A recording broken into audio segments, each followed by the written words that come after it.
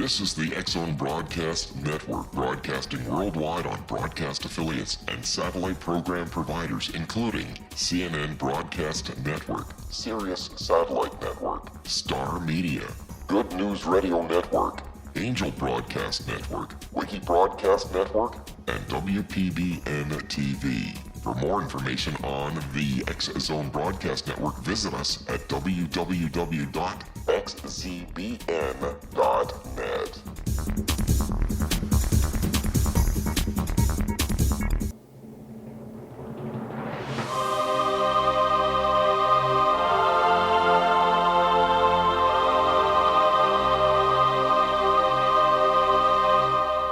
The Science of Magic with Gwilda Wiyaka is largely an opinion talk show. All opinions, comments, or statements of fact expressed by Gwilda Wiyaka's guests are strictly their own and are not to be construed as those of the Science of Magic or endorsed in any manner by Gwilda Wiyaka, Relmar McConnell Media Company, its affiliated networks, stations, or employees.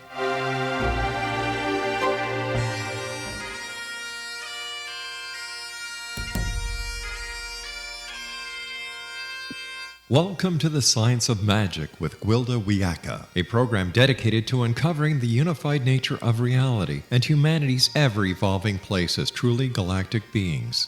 For more information on the Science of Magic with Gwilda Wiyaka, visit us online at www.thescienceofmagic.net.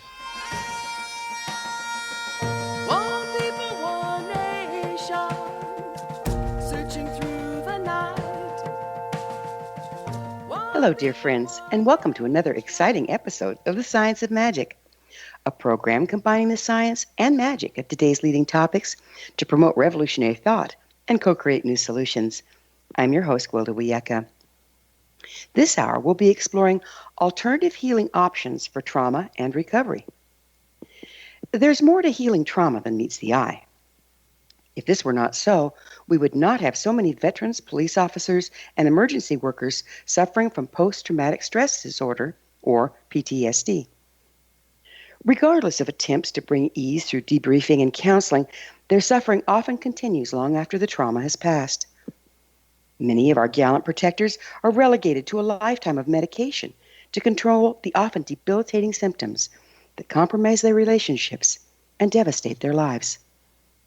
What are we missing? What are the underlying causes leading to continued suffering? Where's the trauma stored to be constantly retriggered? How can we access and clear old trauma, freeing us up to live in the now? Our guest this hour is in a unique position to help us unravel this mystery. Maureen Higgins founded the Wings of Freedom in 1998 as an alternative counseling practice. She has her Master's of Arts in Human Development, with a focus on societal and religious belief systems, how they affect our healing process, trauma and recovery, and alternative healing options. Maureen has developed numerous healing systems since 2005, including Disconnection from the Collective Shadow, Cellular Activation, and many healing systems to heal the self. They include healing the ancestry, past and simultaneous lifetimes, and the collective. Her website, wingsoffreedom1.com. Maureen, thank you so much for being on The Science of Magic. Oh, thank you so much for having me today. I really appreciate it. How did you become interested in working with trauma? Well, it usually starts with our own self when people are really interested in something. So I had some things that I needed to heal myself in my 20s. And so I started investigating what would be a good option for myself, and found that really trauma is stored on such a deep cellular level that you need to have options much more than what was out there at the time. Because I was in my 20s and 1980s, and there wasn't a lot of options back then. So I started exploring on my own different things that would work, and decided to go to school for it. And as I did that, I learned a lot about what was there for people and what was not there for people. And really found that one of the biggest things is our belief systems. And if we can open our mind to something more, that it allows us to start releasing things way down to the cellular level. So that's what started it. Wow, that's amazing. So were you a trauma sufferer yourself? Yes, I was. And you found that this really helps? Yes, well, I found that really as we hold on to trauma, that it doesn't allow our spirit to be fully embodied. So I think that's what I've discovered is dissociation, is that our spirit isn't really within our body. It's almost like living outside of us until we can clear the trauma and bring ourselves back in, which is much of what shamans do. Yes, that's exactly the same thing. As we call it soul loss. You don't really lose your soul, but you certainly disconnect from part of your expression, and it doesn't work out in your life. Right. To me, it almost looks like it's hanging out outside of ourselves, that it's Yeah. not fully inside. Exactly. It's kind of Yeah. corded to us and not fully there to access as much as we need it. So you have a Master's of Arts in Human Development. How's that prepared you to work with trauma and recovery? Well, what I did was took a combination of psychology classes that were more traditional so that I could understand what trauma was really about.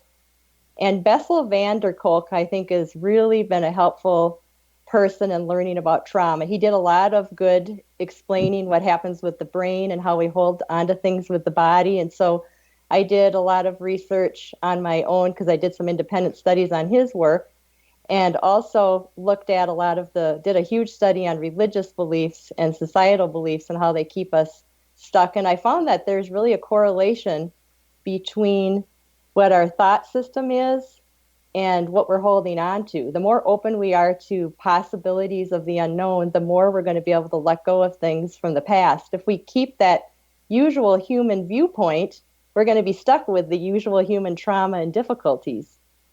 We just kind of recycle it, don't we? Like superimposing the events of the past onto the present and living a rerun. That's a good way to put it. Yeah, yeah. How could a person tell if they're suffering from residual trauma?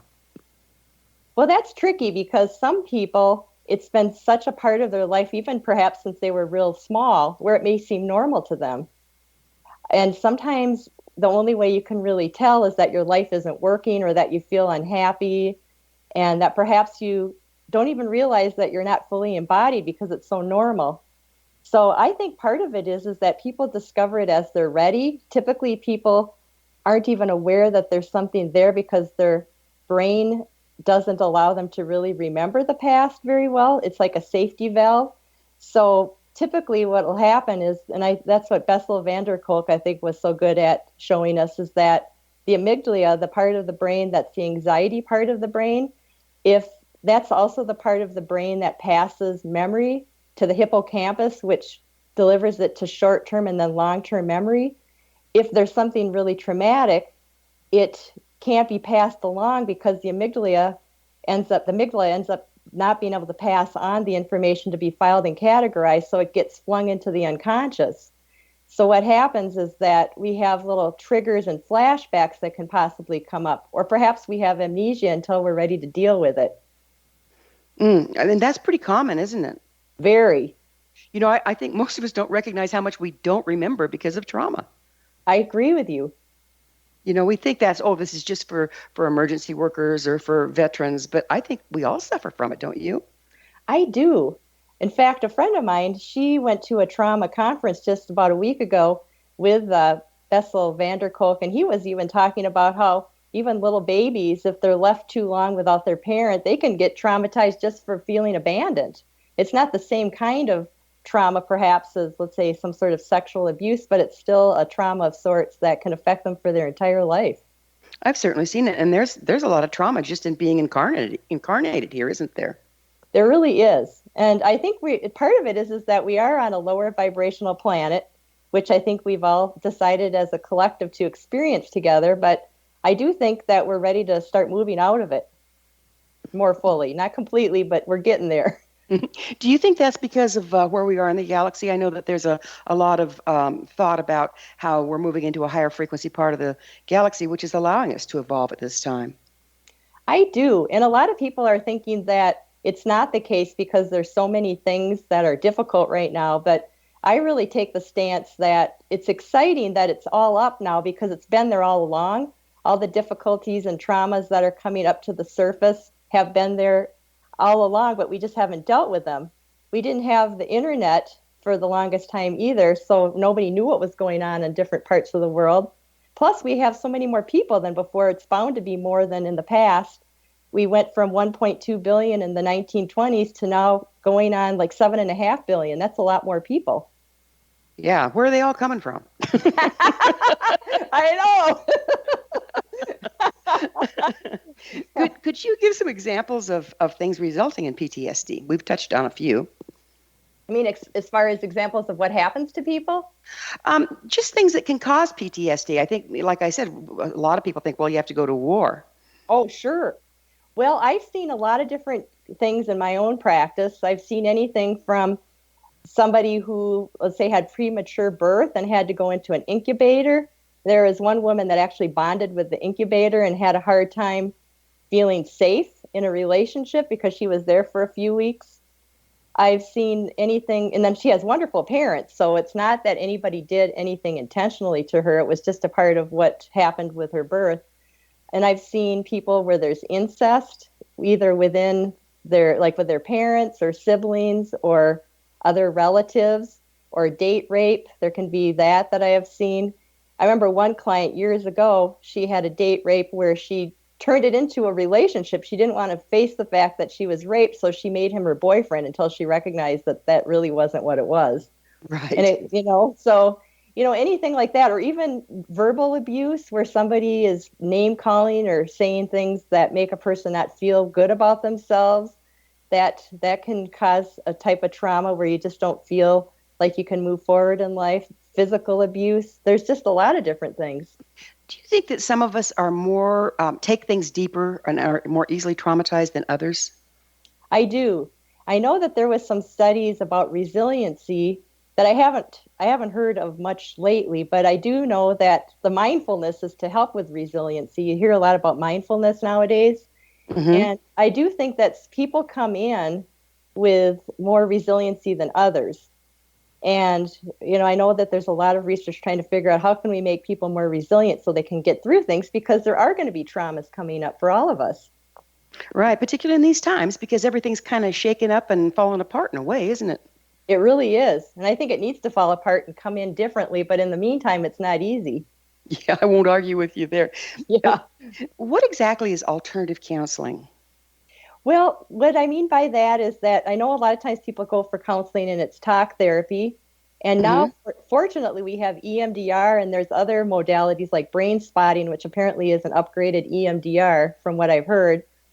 But at least at the time where I started my practice, there really wasn't even that much talk about those two things. I know brain spotting is relatively new, but EMDR apparently has been around for a while, but I didn't hear of anything of it. So I wanted to find ways for people to be able to let go of the trauma on a mental, emotional, and physical level. So I came up with my own things. I started out taking guided imagery from the Psychosynthesis Institute and Jinshin Jitsu, which is an ancient Japanese bodywork, and Reiki.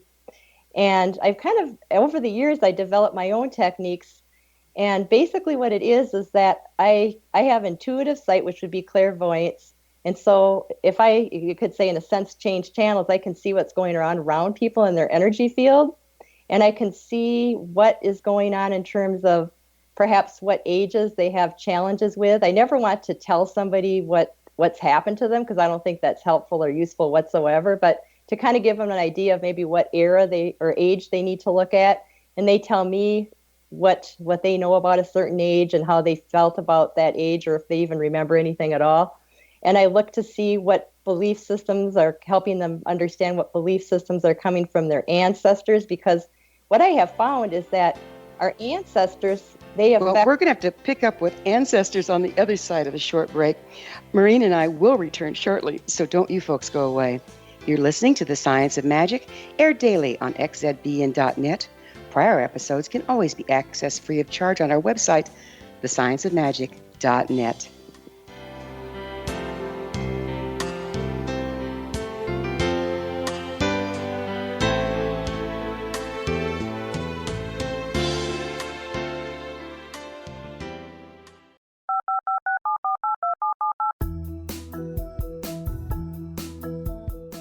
Did you know that when you're on the road with limited data or Wi-Fi, you can still listen to the X-Zone Radio Show with Rob McConnell, The Science of Magic with Gwilda Wiyaka, X-1, Dimension X, Space Patrol, and every minute of the X-Zone broadcast network by calling 213-401-0080, courtesy of Audio Now.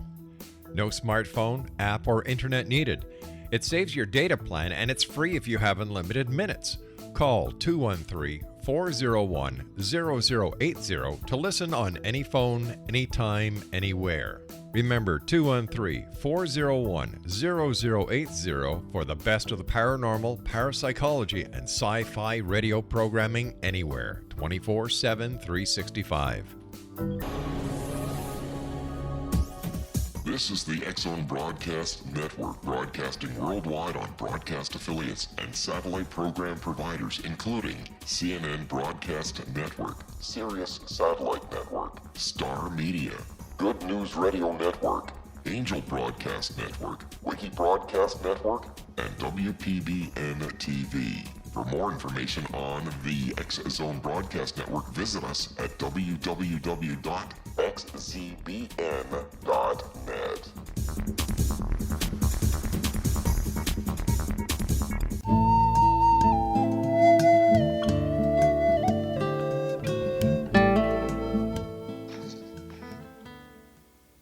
Welcome back. This is the Science of Magic, dedicated to unification and evolution of consciousness. I'm your host, Gwilda Wiyaka. Our guest this hour, Maureen Higgins, founded Wings of Freedom, an alternative counseling practice focusing on trauma recovery and alternative healing options. Her website, wingsoffreedom1.com. Marlene, let's go backwards just a little bit, and would you mind explaining what EMDR is? Sure. EMDR is something where a practitioner, and I haven't taken it, so I'm just going by what I know of it, where you use lights, and I think you have like a ball in your hand that activates the brain. The lights in this activation that you use some sort of device that kind of you've used in your hands activates the brain so that you're able to recover memories and help let them go from the brain. Oh, okay. So you're using a physical stimulus to cross wire the brain in a way. Yes. So you're actually, a lot of people that I have seen that have done it say that as they are led through this process by a psychologist, that the memories start coming up. And for some people, it's great. They can let them go. And other people, it's not so good. It's too much. Yeah, that's what I wanted to get into, because I've heard EMDR can be really great, and I've also heard it can push people beyond their processing substance. Exactly. So you have to be careful. Yeah. How long has it been around, do you know? I've heard that it's been around since the 1980s, but I never heard of it until about the 2000s. So it wasn't real out there until probably about 15 years ago. Right. Do you have any training or licensing as a counselor yourself? I don't have a license, and the reason why is I decided that I wanted to do more alternative. And when I went to grad school, I was told that if I got a license as, let's say, a psychologist or a social worker, that I wouldn't be able to do all the things that I wanted to do. So I give people a client's bill of rights that shows that I'm an unlicensed professional. So then do you have a referral base of people that are licensed for people that start having difficulty? Oh, for sure I do. I have a lot of people I refer to. So if somebody's really going through a difficult time, I suggest they go to a psychologist. And I have psychologists that send their patients to me so that they can do some work that's more deep that they aren't able to do. And then I send people to them so that they can process through what's going on in a different way. Yeah, it takes a tribe, doesn't it? Oh, for sure. So tell us about the effects social and religious belief systems have on our healing process. Well, I do think that we're born into a collective where we have different belief systems, and part of it is the religious. And so if you are brought up in a family that has certain rigid beliefs about what God is or about what good and bad is, that can keep us stuck in guilt and shame and unable to move forward. So sometimes we have to change our whole definition about what God means to us and what good and bad is to us. Do we write these stories that we then just kind of get stuck in?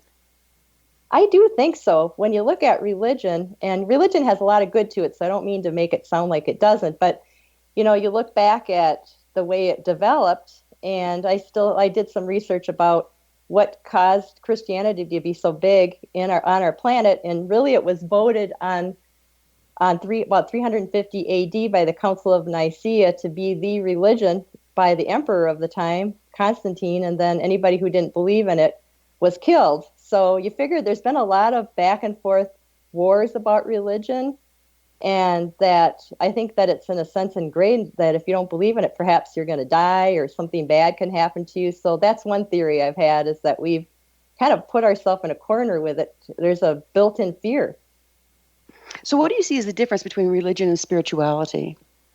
Well, I think religion is more of a structure set up by an organization, and spirituality is our own relationship with our higher self, which is our spirit in the universe. Okay. So where is trauma stored? Well, I see it stored in a lot of different places. One of the things, I use a template that shows that we have all these different influences around us. So kind of my definition of the template is that if we were to take everybody's spirit, and let's say it would be all of the higher selves and living consciousness of everybody and everything, and put it all together, that would be God or the oneness field. And so we all decide to have these different experiences from hate to love just to see what they're like. So we duplicated the oneness field and put it into all these trillions of universes. And we pick different lifetimes to learn and grow. And so we have all these influences. So our ancestors are an influence, all these different lifetimes are an influence in our field. So let's say before you plan your life, you decide to see what lifetimes you want to work through yet, like what past lives are not fully resolved, what simultaneous lifetimes have a theme that fit the past lives that aren't resolved. And then you may come up with a couple of themes that you want to work on. And then you pick the ancestors that provide those same themes. And typically all the souls are the same. We keep coming back with the same actors and actresses. And so the energy field of the ancestors and all these lifetimes are actually within our own energy field. So we're feeling the influences of all these different souls and lifetimes. And I'd say that's 80% of what we're experiencing is things that are not directly related to our current life. Only about 20% is what's current.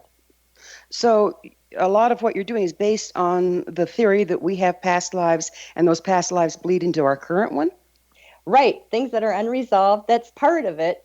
And then simultaneous lives, which would be taken into account that there's really no time or space. So I work on resolving simultaneous lives and then also clearing the trauma and difficulties from our ancestral fields. Do you think that the again, simultaneous lives and past lives are kind of theoretical. We don't have any proof of it unless I'm missing my mark. No, I agree with you. But it seems like we have plenty to deal with in this lifetime. Why do you focus on the others? Well, I focus on all of it, but the reason why is because when you clear that up, a person feels markedly better. So I go by the theory that if I work on them in that way and they feel, let's say, a huge release and feel lighter, then there's something to it, even though I do agree it's a theory. What causes the trauma from the past to be re-triggered?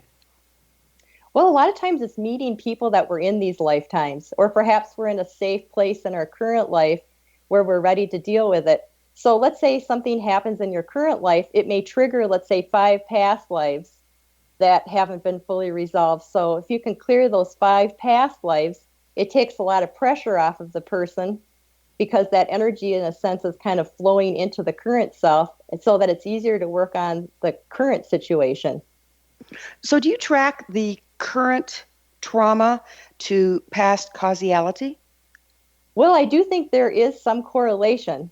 So I think that we come to rework things with the people that we haven't worked things through with yet. I think what I was trying to ask is when you're working in counseling with someone, do you see what's triggering them in the present and then track it backwards to find the major point of cause? Yes. No, yes, I understand. I do that. That's very important. Do you do that through talk?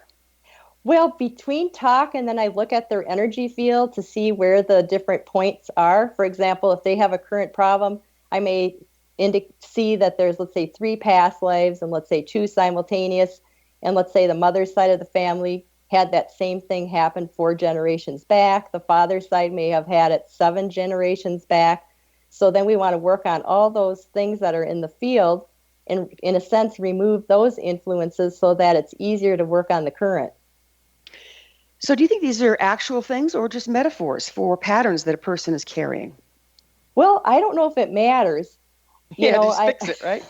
I think that, right. I mean, to me, I consider everything a template, and things show up a certain way, and I use it based on this template, and I figure if it works and people feel better, then there's something to it.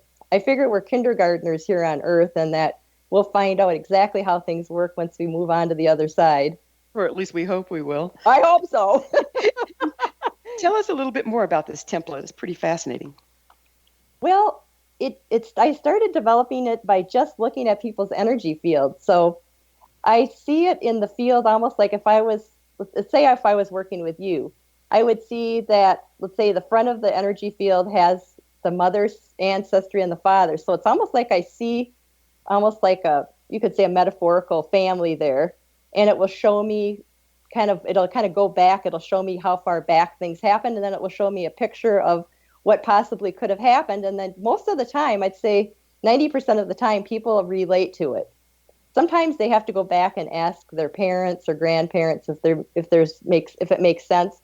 And a lot of times it does, or if they're not sure, we just go by clearing it and then to see how they feel, which typically will create some sort of relief where they feel better. You know, one of my teachers says, you don't go through the garbage, you just take it out. That's a good one. So where'd you get your training to work intuitively?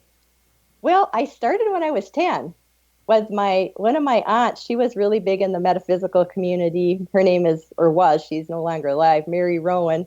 And she worked a lot with people that were involved in Marielle and Reiki, and she did intuitive development classes and handwriting analysis classes. So she was kind of a pioneer of sorts. And so she could see that I had intuition, so she took me under her wing.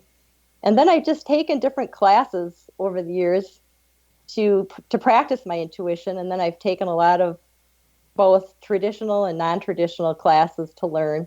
And you get to a certain point where, I'm 56 years old, so you're going to start coming up with your own things, and you start trusting it because you've just done it that long. So tried and true kind of thing? Right. If you have enough experience where you can see that it's working for people, then you figure there's something to it. Doesn't mean you don't keep learning, because you do, but you figure that there's something to it if you're finding enough people are having good success with it.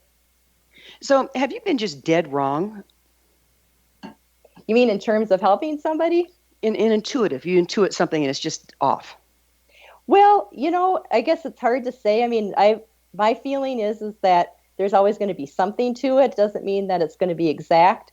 But I haven't found that anything is like dead wrong, but I'm sure that there's probably things that I just haven't been told about it. How much is it in the interpretation of the information that you're getting? Oh, I think that's huge. I think that I always tell people that this is just a way to understand things, that we don't really know how the universe works. So we're really trying to get to the essence of what's going on with the person. And so typically a person can relate to the essence. They don't have to believe everything that I'm saying, as long as they can relate to what the underlying current is in their life. It does seem like we're looking through a dark glass darkly, doesn't it? I mean, it's like we have a concept of reality, but it's like things are starting to bleed through that don't add up to the common denominator belief system. Are you finding that? Oh, for sure. Yes. I think, again, the more open we can be to expanding into a whole different way of looking at life, the better off. Yeah, and right now it seems to be accelerating, doesn't it? Oh, I agree. I think it really is, which I think is great. Well, it's intense. It is. But I figured that I'm excited that we're breaking out of the old. Well, it used to be, we had our story and we were sticking to it and everybody hung their hat on it. And now I think a lot of people are floundering because that's not so true. I agree with you. And we need to change our way of looking at things and be excited that we can start moving to a whole different consciousness together and accessing help together and recognizing that perhaps there isn't one truth. Perhaps it's something much bigger than us here. Well, we're going to have to take up on our debate of truth after a commercial break. Maureen and I will return to this discussion on the other side of this break, so you don't want to go away. We're coming to you through the X-Zone Broadcast Network, where new and exciting things are always afoot. Don't miss the other fine shows and hosts on xzbn.net. You're listening to The Science of Magic, your resource for creative solutions in a changing world, thescienceofmagic.net.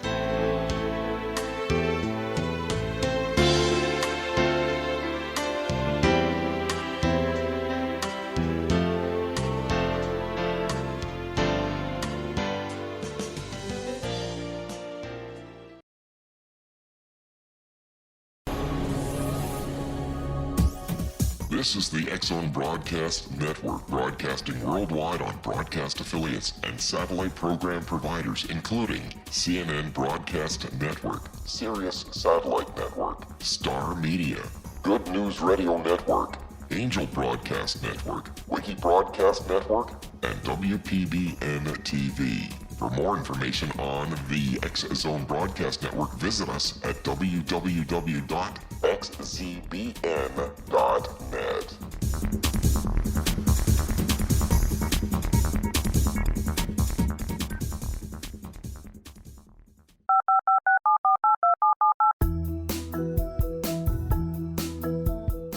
Did you know that when you're on the road with limited data or Wi-Fi, you can still listen to the X-Zone Radio Show with Rob McConnell, The Science of Magic with Gwilda Wiyaka, X-1, Dimension X, Space Patrol, and every minute of the X-Zone Broadcast Network by calling 213-401-0080, courtesy of Audio Now. No smartphone, app, or internet needed. It saves your data plan and it's free if you have unlimited minutes. Call 213-401-0080 to listen on any phone, anytime, anywhere. Remember 213-401-0080 for the best of the paranormal, parapsychology, and sci-fi radio programming anywhere, 24/7, 365.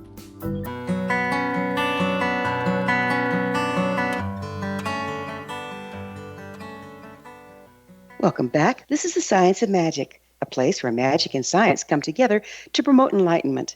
I'm your host, Gwilda Wiyaka. Our guest this hour is Maureen Higgins, the founder of Wings of Freedom, an alternative counseling practice focusing on trauma recovery. Her website, wingsoffreedom1.com. Maureen, we were talking about reality, and I'm wondering, how much does our healing depend on our ability to shift our concept of reality? Oh, I think it's huge.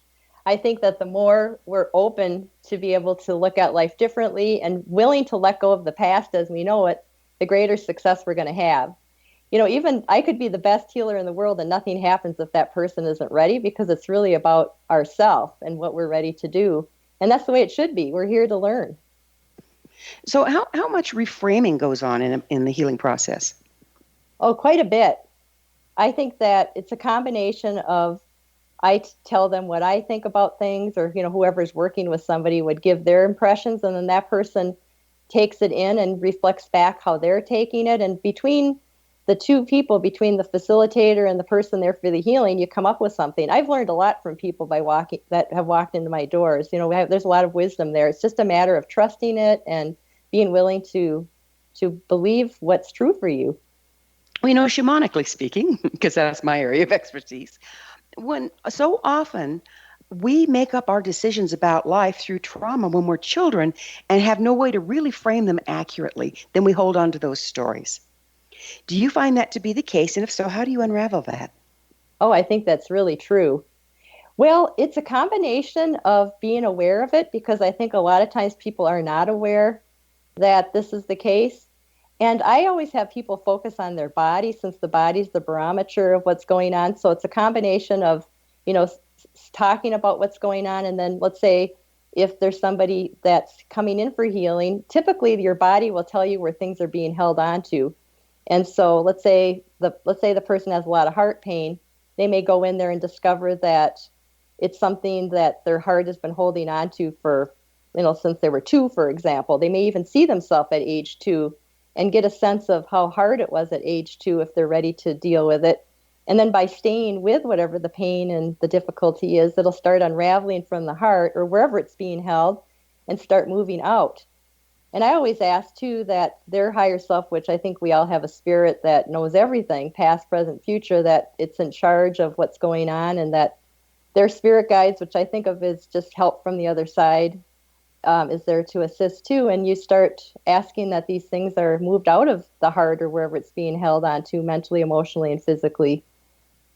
So if we're trapped with these things being held on through the body, does the body actually trap us in the past trauma as well?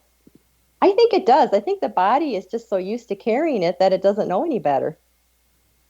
So then it's triggered in the body and throws us into the past, doesn't it? It does. So then we aren't in the present and we can't heal. Exactly. So we have to have our body let it go. How do you do that? Well, kind of what I was saying is that it's a combination of having the person really get in touch with their own body. That's why I think it's so great that there's so many body type of things out there for people now, even certain yoga practices with somatics. And I do things with energy work and having people focus. You have to pick whatever works for you because not everybody's going to do well with the same thing.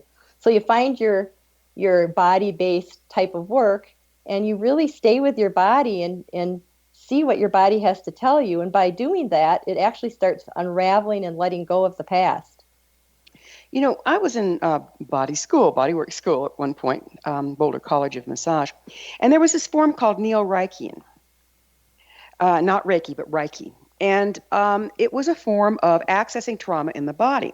But what I witnessed among my classmates and then later among people that were clients is that you could access the trauma, they'd writhe and carry on the table, but then nothing changed because you could go back there next week, hit the same spot, and get the same results.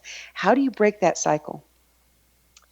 Well, I do think that it can take time for some people to work it through. I think a person has to be ready for it.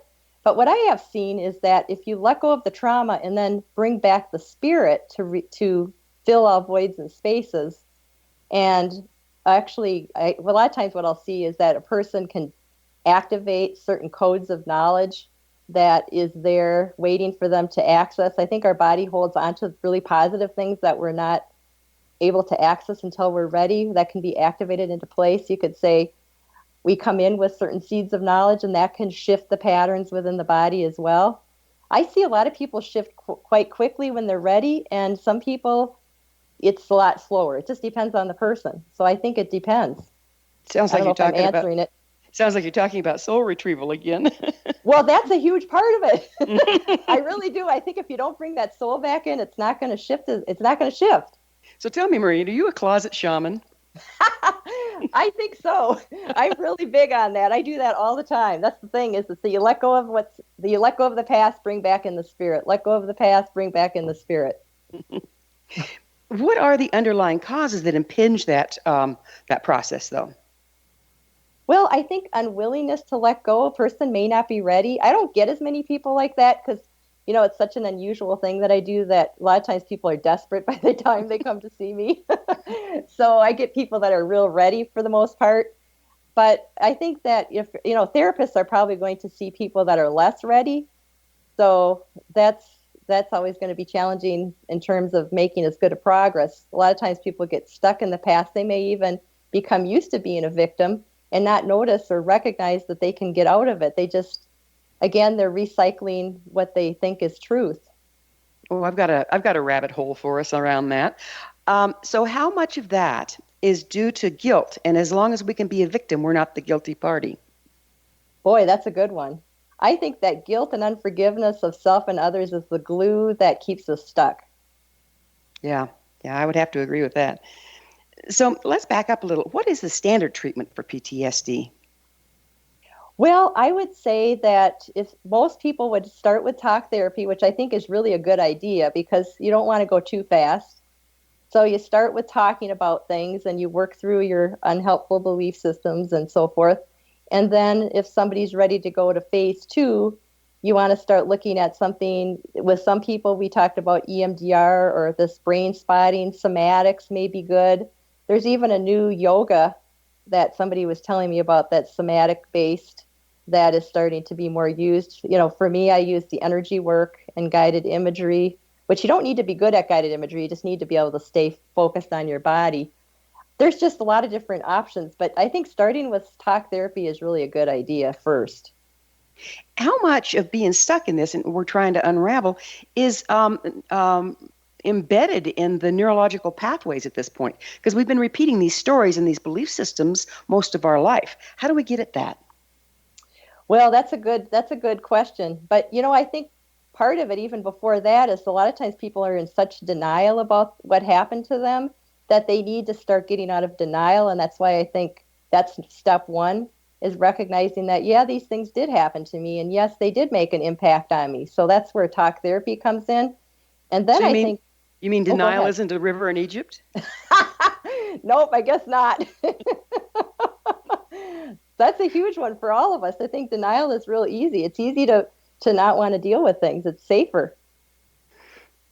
But when a person's deep in denial, they don't know they are, right? How do you get that across to them without getting their dander up?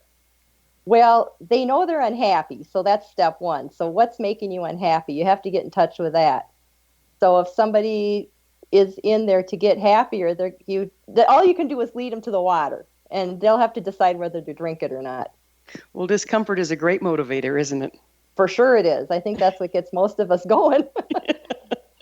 Yeah, if we're happy where we're at, we're not going to be moving, right? That's for sure. Yeah. Let's change subjects a little bit here. What can you tell us about the ascension process? Well, everybody has their own take on it, but what mine is, which I know a lot of other people have the same take, is I was talking about how I think that all of us are one, really. If you took everybody's higher self and all living consciousness and put them into one field, that would be God or Source. And let's say God or Source wanted to see what it was like to have all these experiences from hate to love. What's it like to have an experience in a dimension that's more aligned with hate? What's it like to have an experience that's more aligned with love?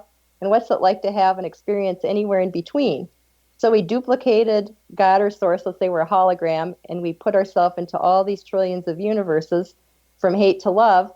And now it's time to wrap up the lower realms. So that, let's say that, I think Earth, and a lot of people think Earth is 3 to 4. So let's say we're using 11 dimensions. Dimension 1 is hate.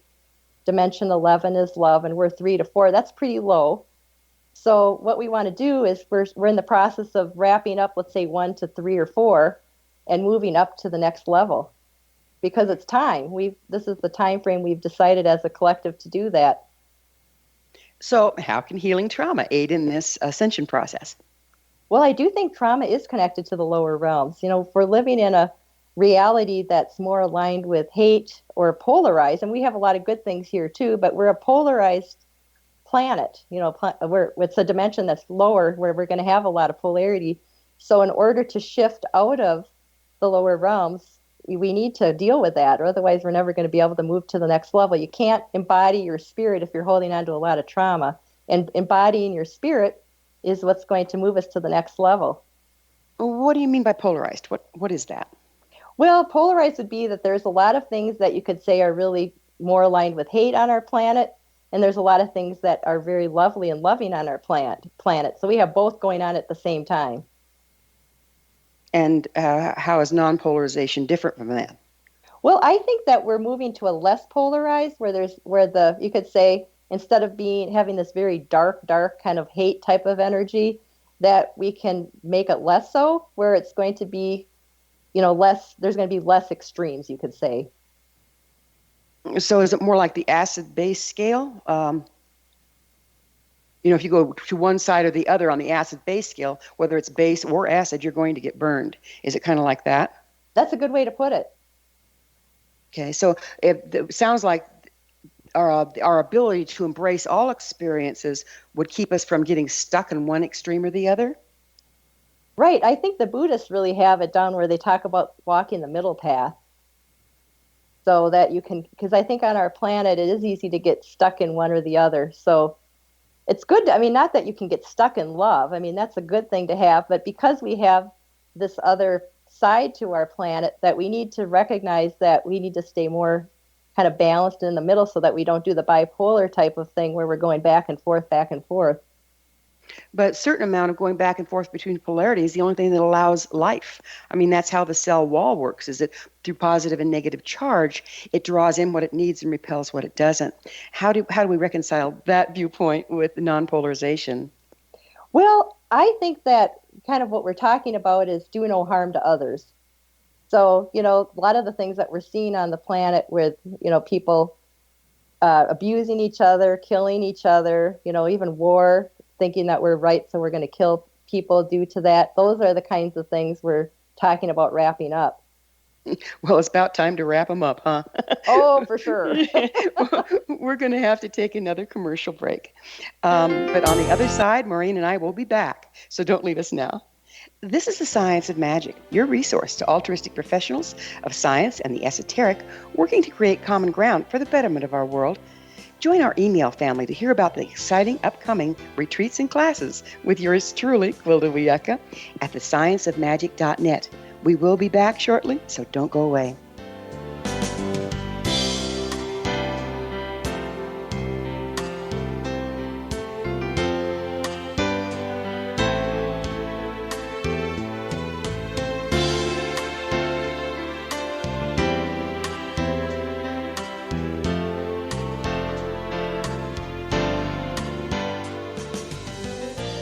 The Earth is under ever-increasing pressure from untenable lifestyles and growing populations. Yet, viable answers seem in short supply. What if I told you there's an ancient form that can empower you to take charge of your life? What if your entire family could be enfolded and supported by life itself, finding safe passage through challenging times? I'm Gwilda Wiyaka, founder and director of Path Home Shamanic Art School, with great news: an upcoming series of leading-edge online affordable classes based in an ancient form of shamanism, easily learned and used by your entire family. Galactic Shamanism, Art of the Ancients, Key to Tomorrow are a series of online adult and children's lessons instructing your entire family on natural law, how to cooperate with and be supported by the powers of the universe. Visit findyourpathhome.com to find these unique and powerful classes. This is the X-Zone Broadcast Network, broadcasting worldwide on broadcast affiliates and satellite program providers, including CNN Broadcast Network, Sirius Satellite Network, Star Media, Good News Radio Network, Angel Broadcast Network, Wiki Broadcast Network, and WPBN TV. For more information on the X-Zone Broadcast Network, visit us at www.xzbn.net.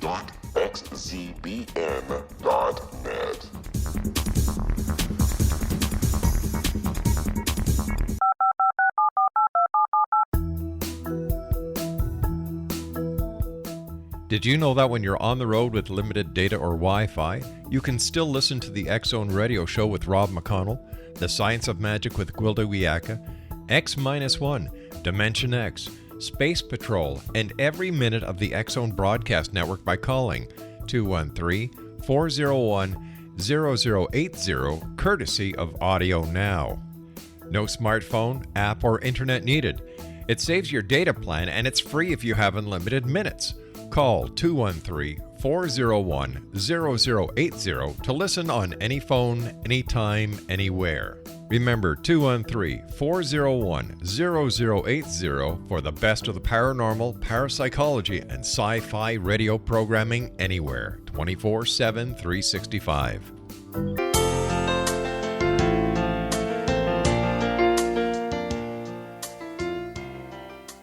Welcome back. This is the Science of Magic, bringing together gifted people of service to the world. I'm your host, Gwilda Wiyaka. What's up in your world? I always love to hear from my listeners, so please email me at the info@scienceofmagic.net. You can suggest a topic or guest that's on your mind, and I'm sure you'll not be the only one interested in hearing them. Our guest this hour is Maureen Higgins. She's the founder of the Wings of Freedom, an alternative counseling practice focusing on alternative healing options. Her website, wingsoffreedom1.com. Maureen, we were just talking, we were dancing around with polarization, and it seems like it's such an invasive way of being in our world, and has been for millennia, that people are having a little bit of trouble really even conceiving of what it's like to be non-polarized. Would you speak to that a little?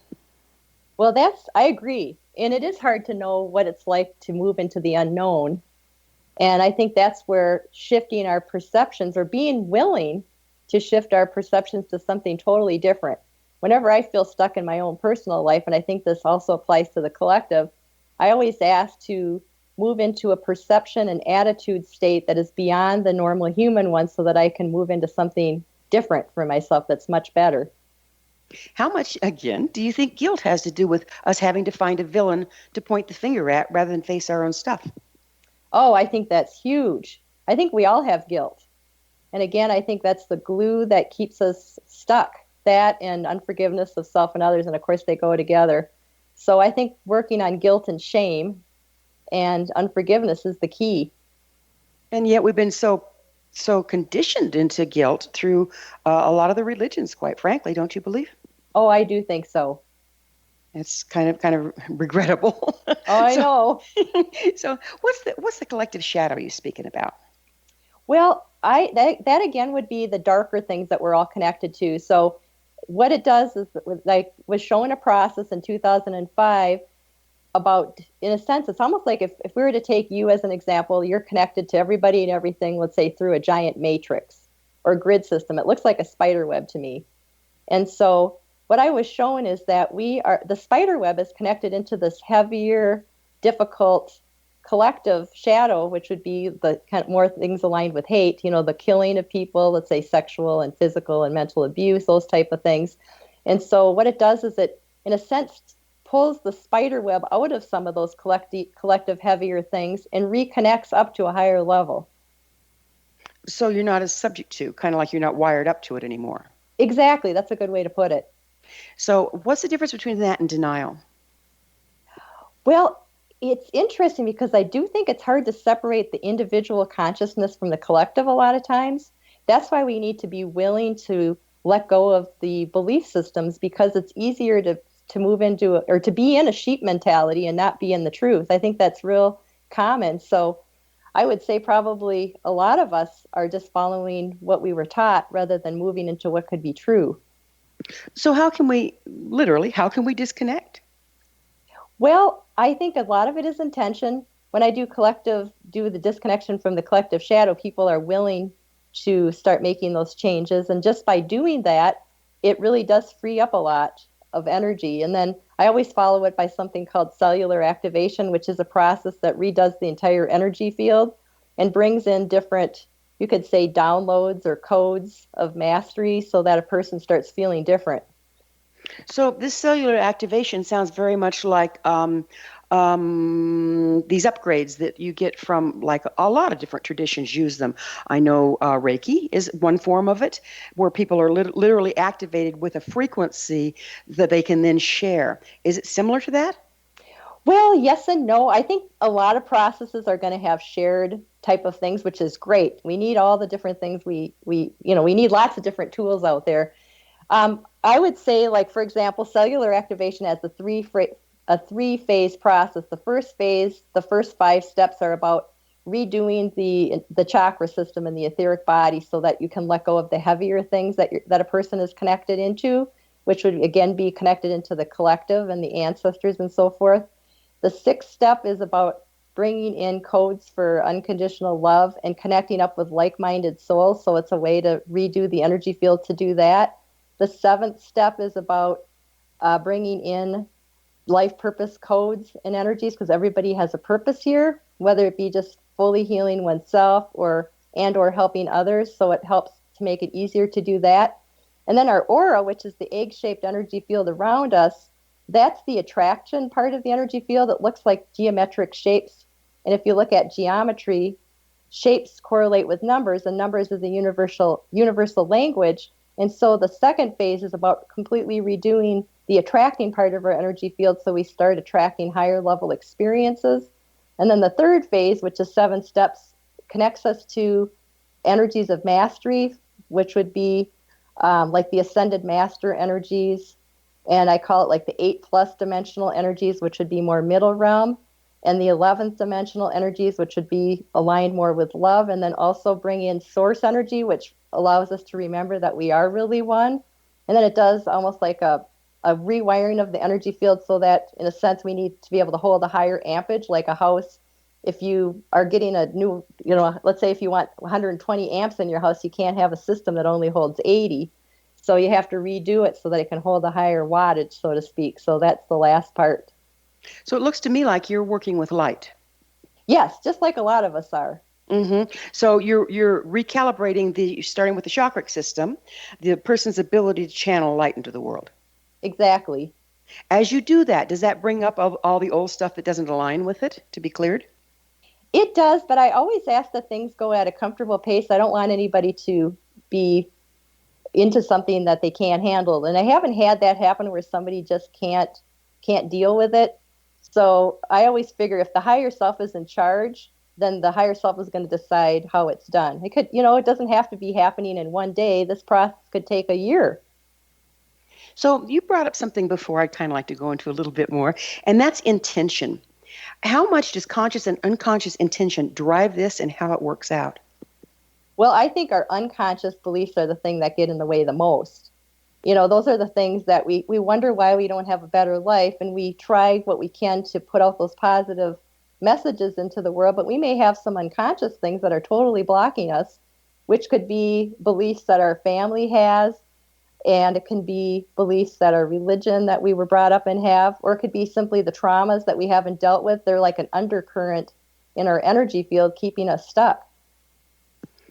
Do you think that we're actually in a better position at this particular time in history to heal on all these deeper levels? And if so, why? What's offering that opportunity? Oh, I definitely think so. Well, I think of psychosynthesis, which is a psychology branch that I was involved in grad school. And I remember them saying that if things are in the unconscious, you can't do anything about it.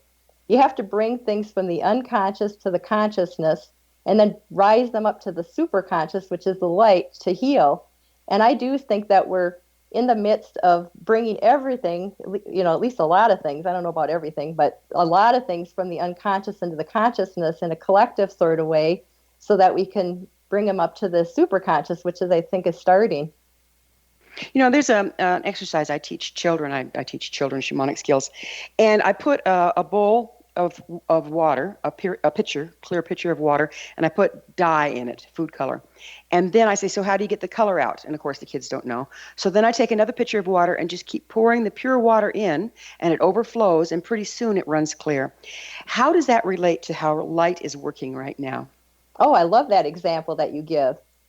Well, I do think that the more light we pour into ourselves, which you could say is the superconscious, the more open we are to our beautiful spirit, which is a part of the oneness field, more light is going to keep coming in to clear these things up. But we have to keep the intention going that our body is open to letting it go. The body can become fearful, and so it can hold on tight and make it more painful for us. And so if we can remind our body, just like we would a little child, because a lot of times the body is like the child that never got healed, that this is stuff that's just coming up to release. If you just let it go, you could feel better instantly. But the more you hold on to the old and are afraid of it coming up, the more painful it's going to be. So do you think that we're moving into a time where there's just flat more light available? Oh, yes. I think this is the time. So if we aren't moving, doesn't that bring a lot more pressure on us because of the increase in light? I agree with you. I think it has brought a lot of people to crisis because they have to start dealing with their things, their past.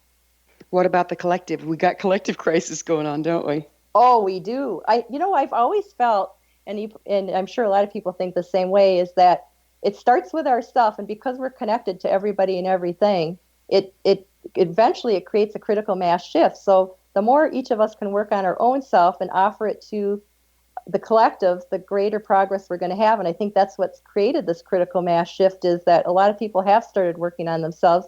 And that's exactly what we decided before we were born to do. Is that the greatest service? I do. I think if we can just work on ourselves, it's the best thing you can do. Because then the quality of what you bring through, the light you bring through and channel into the world is different. Exactly. These are amazing times to be alive, aren't they? They really are. Well, unfortunately, we're at the end of our time together. So, Maureen, thank you so much for coming on the show and sharing your knowledge. Oh, thank you so much for having me. I really appreciate it. It's really been a good time. Our guest this hour has been Maureen Higgins, and she founded the Wings of Freedom, an alternative counseling practice focusing on trauma recovery and alternative healing options. Her website is wingsoffreedom1.com. And this has been The Science of Magic. Please join our email family to be this first to receive our thought-provoking, topic-driven episode collections and to hear about all the exciting upcoming events at thescienceofmagic.net. Until next time, dear ones, may you be blessed with knowledge and comforted with love as you embrace higher consciousness.